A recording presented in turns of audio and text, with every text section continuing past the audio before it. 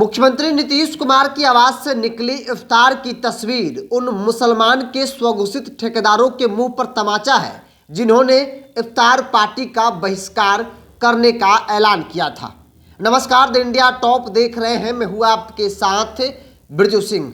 कल मुख्यमंत्री आवास में दावते इफ्तार का आयोजन किया गया था और इसको लेकर मौलाना मदनी समेत कई मुस्लिम संगठनों ने नीतीश कुमार के इफ्तार पार्टी, चंद्रबाबू नायडू के इफ्तार पार्टी और चिराग पासवान के इफ्तार पार्टी का बैकआउट करने का ऐलान किया।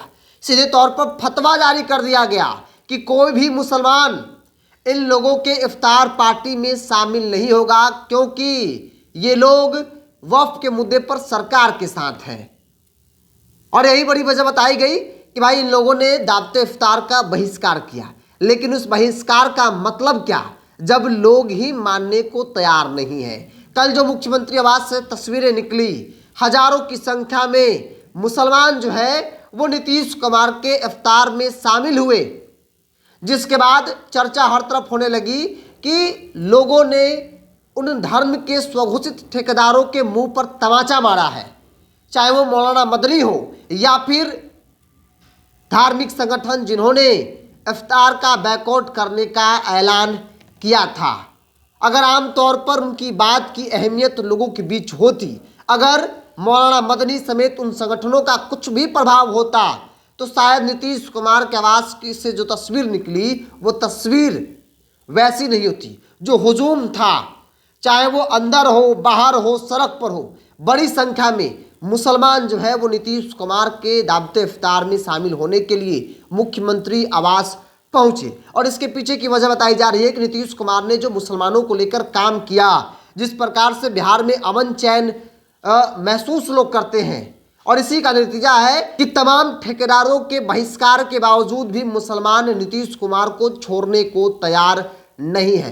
कल की तस्वीर यही बयां कर रही है और उन मुसलमान के स्वघोषित ठेकेदारों के मुंह पर सीधे तौर पर मुसलमान लोगों ने ही तमाचा मारा है। लोगों ने साफ तौर पर संदेश दे दिया कि कोई मौलाना मदनी हो या फिर कोई भी संगठन, उनकी बातों को हम लोग नहीं मानेंगे।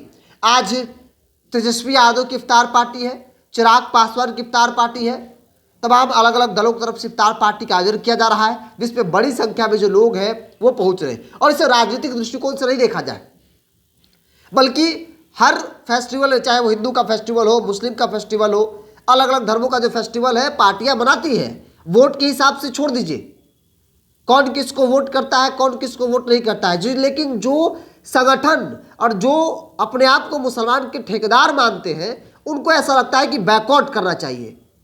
भाई नीतीश कुमार ने मुसलमानों के लिए काम नहीं किया क्या? ये बात खुद मुस्लिम समाज मानता है कि नीतीश कुमार वाकई में मुसलमानों के लिए काम करते हैं और उन्होंने किया है। नीतीश कुमार को उतनी संख्या में वोट नहीं मिलता मुसलमानों का जितनी आरजेडी कांग्रेस को मिलता है।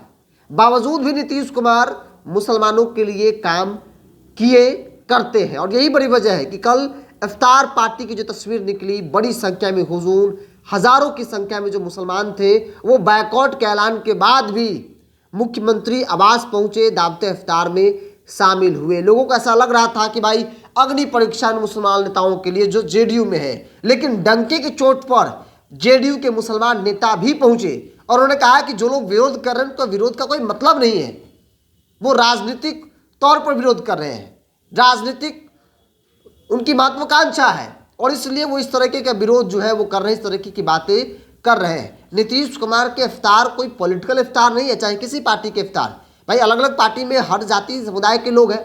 आरजेडी के अंदर भी आरजेडी A to Z की बात करती है, लेकिन आरजेडी की राजनीति अगड़ा और पिछड़ा की होती है। तो क्या ब्राह्मण, राजपूत, भूमिहार उनके फेस्टिवल, उनके कार्यक्रम में शामिल नहीं होते हैं? उनके इफ्तार में शामिल नहीं होते हैं? उनके अलग अलग जो फेस्टिवल में पार्टी दिया है तो उसमें शामिल नहीं होते हैं? होते हैं। खैर, मुख्यमंत्री आवास की तस्वीर आप अपनी स्क्रीन पर देख रहे हैं।